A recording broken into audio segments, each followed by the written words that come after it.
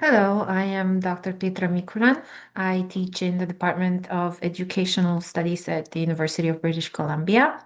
And today I am speaking to you from the unceded, unsurrendered, stolen territories of the Stalo people.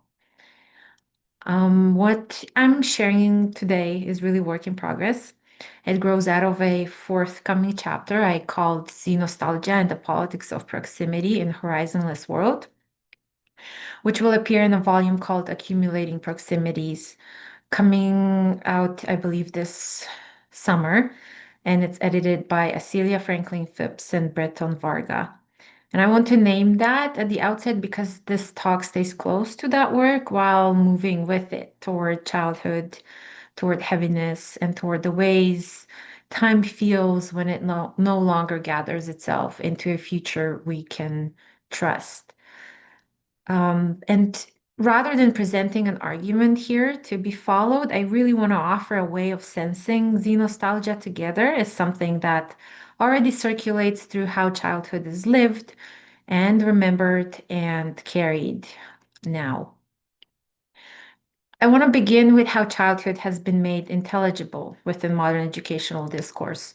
Childhood is rendered readable through a grammar that quietly organizes responsibility, optimism, hope, and futurity long before children are asked whether they wish to carry them or whether such carrying is even possible.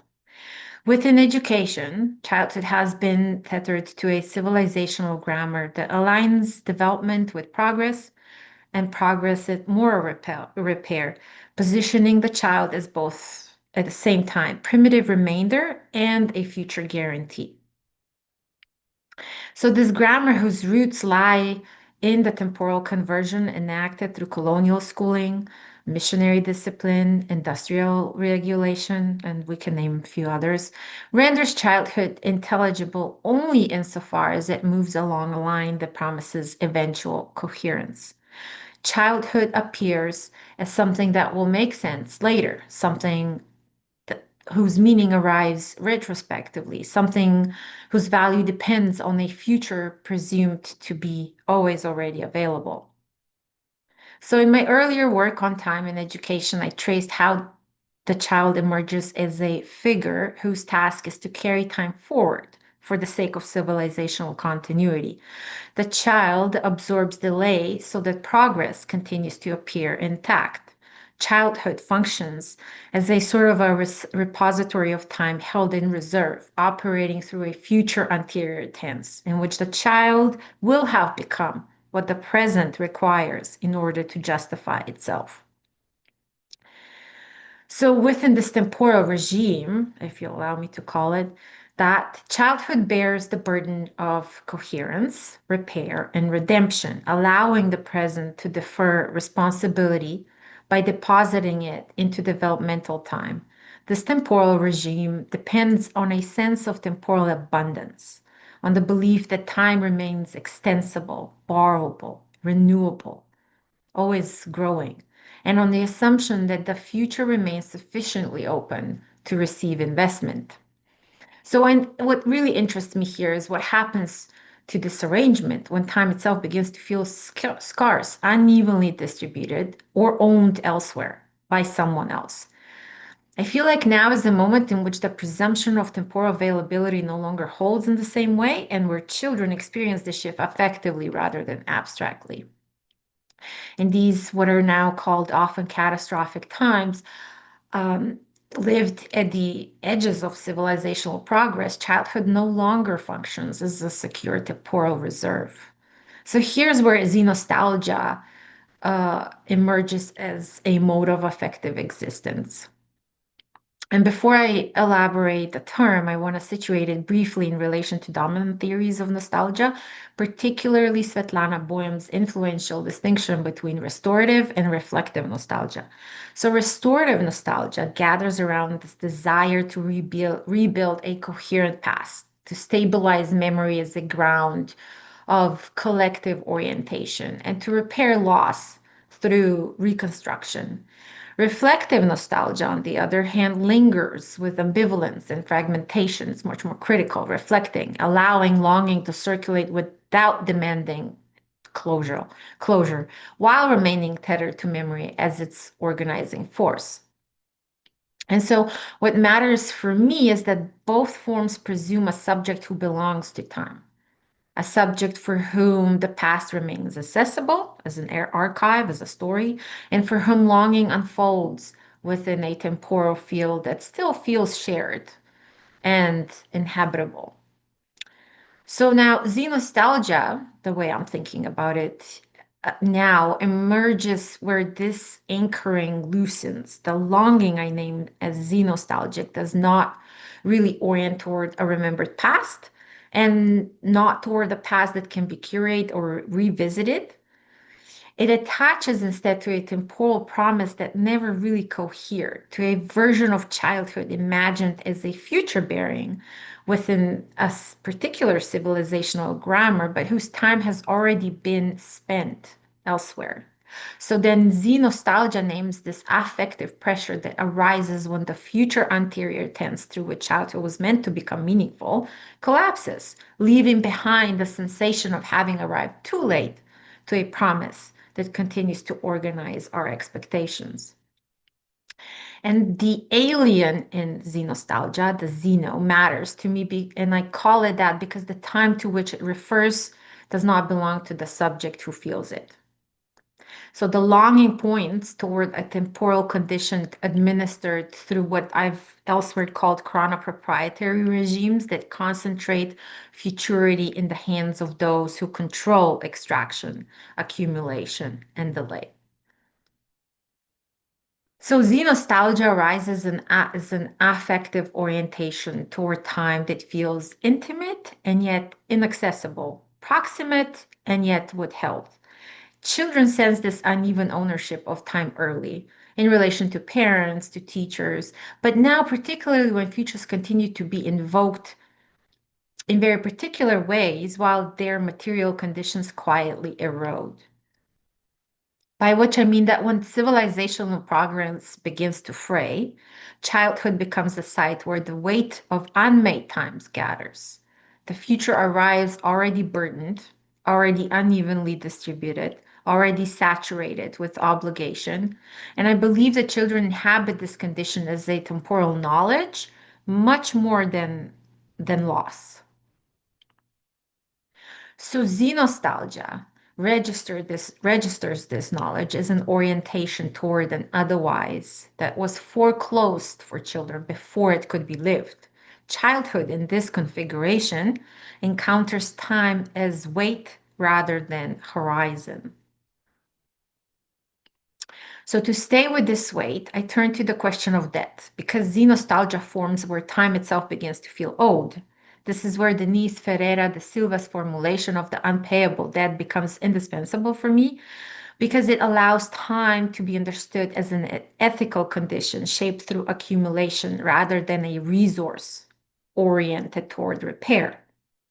In De Silva's work, the unpayable names a debt that exceeds settlement or closure, a debt that structures modernity through racialization, extraction, and colonial violence. When this framework enters the temporal register, time itself shows as unpayable. The future arrives already obligated to repair histories whose costs continue to accumulate. Xenostalgia emerges within this unpayable temporality as an affective recognition that childhood has been positioned as a site of deferred settlement, a place where civilizational debt gathers while discharge remains unavailable. Childhood becomes the surface on which time presses without offering resolution. So within this condition, xenostalgia withholds legibility from the demand that childhood appear resilient, hopeful, or future oriented in ways that stabilize the present. It sustains opacity by carrying longing that resists conversion into developmental promise.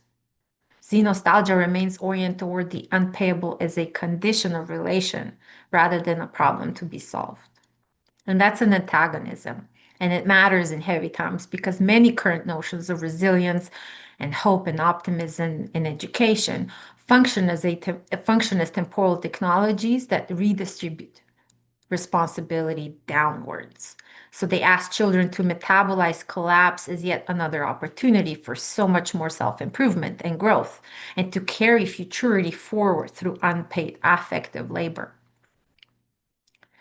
Xenostalgia interrupts the circulation, I think, by exposing how cruel optimism, as Lauren Berlant would have it, operates as an extractive demand that secures continuity for regimes that continue to hoard time. This is why that alienation in xenostalgia adds something necessary, I think, to the discourse of both nostalgia and childhood. And I do think children articulate this awareness regularly in drawings, I see in silences, in altered relations to time, and with a certain kind of ease with catastrophic imaginaries that adults or as teachers often misread as either anxiety or often cynicism. And I understand their ease with this thinking, or maybe not so much ease, maybe it's of a withdrawal as a temporal literacy. It signals an attunement to the exhaustion of the timelines children are asked to inherit, even when language for this sensing remains unavailable to them.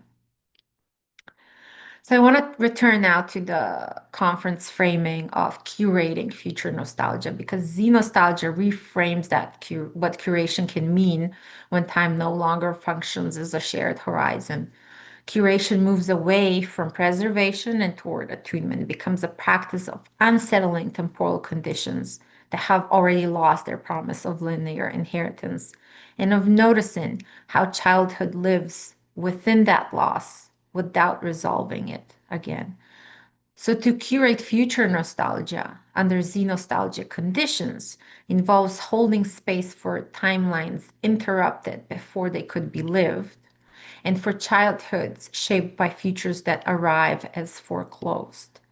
So, in this sense, curation becomes a practice of unsettlement. It allows childhood to appear without asking it to perform redemption or repair. So, it resists the demand that children be legible as innocent, hopeful, resilient, or future securing. Xenostalgia inhabits this practice by allowing childhoods to sustain in opacity and by allowing the weight children carry to remain visible without really being transparent, without being mobilized on behalf of adult reassurance. So, if we want to call them heavy times, in these times, the notion of childhood changes because time changes its mode of operation. So as I think about childhood at the edges of civilizational progress, really at the last breaths of civilizational progress, I'm struck by how children already curate their own relations to unmade futures. Many of us notice that they do this through altered temporal rhythms, through forms of play that span narrative resolution, through attentiveness to collapse without moral framing and through a comfort with simultaneity that unsettles adult expectations of development. Xenostalgia allows these practices to appear as ways of seeking temporal rights and obligations rather than as a symptom of loss or anxiety. I want to close by returning to the tension that has organized this brief, it's not even a talk, this brief thinking. And that is childhood as a repository of time held in the future anterior, and childhood as a site where time no longer arrives as a promise, right? So in heavy times, nostalgia as we have known it offers little to children.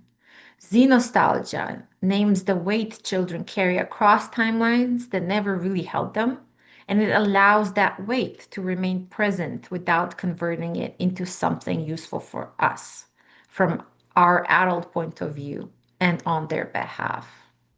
Thank you.